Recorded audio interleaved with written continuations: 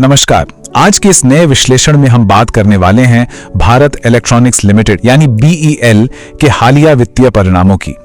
रक्षा क्षेत्र की इस नवरत्न PSU कंपनी के आंकड़े पूरे डिफेंस सेक्टर की सेहत का एक बहुत बड़ा संकेत देते हैं। तो चलिए बिना देरी किए डीकोड करते हैं इन शानदार नंबर्स को और समझते हैं कि इस ग्रोथ के पीछे की असल कहानी क्या है। आज के एजेंडे पर एक त्वरित नजर डालते हैं। हम मुख्य रूप से 5 चीजों पर फोकस करेंगे। सबसे पहले Q4 की कमाई, फिर मुनाफे और मार्जिन का गणित, उसके बाद पूरे साल का परफॉर्मेंस, डिविडेंड्स और मार्केट का रिएक्शन, और अंत में वो मेगा ऑर्डर बुक जो सबसे ज्यादा चर्चा में है। तो सबसे पहले बात करते हैं Q4 FY26 की कमाई की। 10,022 करोड़ रुपए। ये आंकड़ा सच में हैरान करने वाला है। BEL के इतिहास में ऐसा पहली बार हुआ है कि किसी एक तिमाही में रेवेन्यू 10,000 करोड़ रुपए के इस ऐतिहासिक जादुई आंकड़े को पार कर गया हो। ये एक बहुत बड़ा रिकॉर्ड है जो दिखाता है कि कंपनी के ऑपरेशंस का स्केल अब कितना विशाल हो चुका है।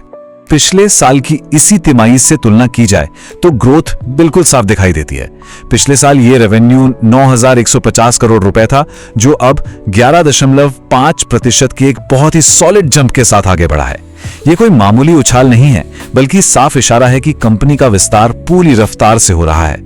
रेवेन्यू तो शानदार है, लेकिन मुनाफे का क्या हाल है? खैर, नेट प्रॉफिट यानी पैट भी लगभग 5% की बढ़त के साथ 2,225 करोड़ रुपए के स्तर को छू गया है। ये आंकड़ा इसलिए भी बेहद खास है क्योंकि ये कंपनी का किसी भी एक तिमाही में कमाया गया अब तक का सबसे ज्यादा मुनाफा है। अब आगे बढ़ते हैं और मुनाफे और मार्जिन के असल गणित को समझते हैं। यहाँ एक बड़ा ही दिलचस्प विरोधाभास सामने आता है। एक तरफ अगर हम एबिटा यानी कामकाजी मुनाफे को देखें तो ये 6% बढ़कर लगभग 2,982 करोड़ रुपए हो गया है। मतलब मुनाफा तो बढ़ा है, लेकिन दूसरी तरफ एबिटा मार्जिन 30.8% से थोड़ा सा खिसक कर 29.2% पर आ गया है। अब सवाल उठता है कि ऐसा क्यों हुआ? इसके पीछे कुछ बहुत ही लॉजिकल कारण हैं जो मार्केट एनालिस्ट्स ने बताए हैं। पहला तो ये कि पिछले साल का बेस ही बहुत ऊंचा था। इसके अलावा कंपनी ने भविष्य की तैयारी करते हुए रिसर्च और डेवलपमेंट यानी R&D में अपना निवेश काफी बढ़ाया है। साथ ही बिकने वाले प्रोडक्ट्स के मिक्स में बदलाव और कच्चे माल की लागत का हल्का सा दबाव भी इसका कारण है। इसे किसी खतरे की घंटी की तरह नहीं, बल्कि कामकाज के तरीके में आए एक स्वाभाविक बदलाव के रूप में ही देखा जाना चाहिए। चलिए अब इस एक तिमाही से थोड़ा बाहर निकलते हैं और पूरे FY26 के परफॉर्मेंस की बड़ी तस्वीर देखते हैं। सच कहा जाए तो कंपनी की रफ्तार ने सारे अनुमानों को पीछे छोड़ दिया है। मार्केट मानकर चल रहा था कि पूरे साल का रेवेन्यू करीब 23,700 करोड़ रुपए रहेगा, लेकिन BEL ने इन सभी भविष्यवाणियों को गलत साबित करते हुए शानदार 27,500 करोड़ रुपए का रेवेन्यू हासिल किया। इसका सीधा सा मतलब है कि ऑर्डर्स को पूरा करने की कंपनी की स्पीड उम्मीद से कहीं ज्यादा तेज है। पूरे साल की ये प्रोग्रेस एकदम शीशे की तरह साफ है। रेवेन्यू में सीधे 16% की जबरदस्त छलांग और मुनाफे में 14% की मजबूत बढ़त।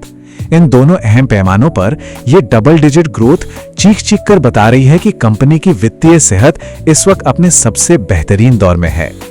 अब बात करते हैं उस चीज की जिसका निवेशकों को हमेशा इंतजार रहता है, डिविडेंड और मार्केट रिएक्शन। इस जबरदस्त परफॉर्मेंस का सीधा फायदा शेयर होल्डर्स तक भी पहुंच रहा है। कंपनी के बोर्ड ने इस वित्तीय वर्ष के लिए प्रति शेयर 0.55 रुपए के फाइनल डिविडेंड की सिफारिश की है। यह मजबूत कमाई को सीधे निवेशकों की जेब तक पहुंचाने का एक बेहतरीन कदम है। एक बहुत ही दिलचस्प बात यह है कि नतीजे आने वाले दिन शेयर की कीमत में करीब 0.86% की मामूली सी गिरावट आई। लेकिन अगर हम थोड़ा जूम आउट करके लंबी अवधि का चार्ट देखें तो इस शेयर ने पिछले 5 सालों में 720% से भी ज्यादा का छप्पर फाड़ मल्टी बैगर रिटर्न दिया है। इसलिए एक दिन की इस छोटी सी हलचल को कंपनी की इस ऐतिहासिक ग्रोथ के सामने बहुत ज्यादा तवज्जो नहीं दी जा सकती। और अंत में डीकोड करते हैं BEL की उस मेगा ऑर्डर बुक को जो भविष्य की सबसे बड़ी गारंटी है, 74,000 करोड़ रुपए। यह सच में एक विशाल आंकड़ा है। यह BEL के पास मौजूद वर्तमान ऑर्डर्स का कुल मूल्य है। इतना बड़ा बैकलॉग इस बात की पक्की गारंटी देता है कि आने वाले कई सालों तक कंपनी के पास काम की कोई कमी नहीं होने वाली। यानी भविष्य के रेवेन्यू की पूरी विजिबिलिटी एकदम क्लियर है। इस 74,000 करोड़ रुपए की विशाल पाइपलाइन में देश की कुछ सबसे हाईटेक रक्षा परियोजनाएं शामिल हैं। QRSM सिस्टम्स, स्वदेशी Uttam radar, next gen corvettes, Shatrughna electronic warfare और आकाश एनजी मिसाइल सिस्टम। ये लिस्ट ही काफी है ये बताने के लिए कि BEL की तकनीकी क्षमताएं कितनी एडवांस्ड हो चुकी हैं और देश की सुरक्षा में इनका कितना अहम रोल है। यही कारण है कि मार्केट एनालिस्ट का मानना है कि BEL आत्मनिर्भर भारत पहल का सबसे बड़ा लाभार्थी बना हुआ है। सरकार का देश के भीतर ही रक्षा उपकरणों को बनाने पर जो फोकस है, वही वो असली पावर है जो इस कंपनी को इतनी तेजी से आगे की ओर पुश कर रही है। इस पूरे विश्लेषण को समेटते हुए एक बड़ा सवाल सामने आता है जिस पर विचार करना बहुत जरूरी है। 74,000 करोड़ रुपए के इस पहाड़ जैसे बैकलॉग के साथ क्या BEL वित्तीय वर्ष 2027 और उसके बाद इस विशाल काम को पूरी रफ्तार से अंजाम दे पाएगी? क्या ऑपरेशंस के स्केल में हमें और भी बड़े धमाके देखने को मिलेंगे? ये देखना सच में बेहद रोमांचक होगा। आज के इस विश्लेषण में जुड़ने के लिए बहुत बहुत धन्यवाद।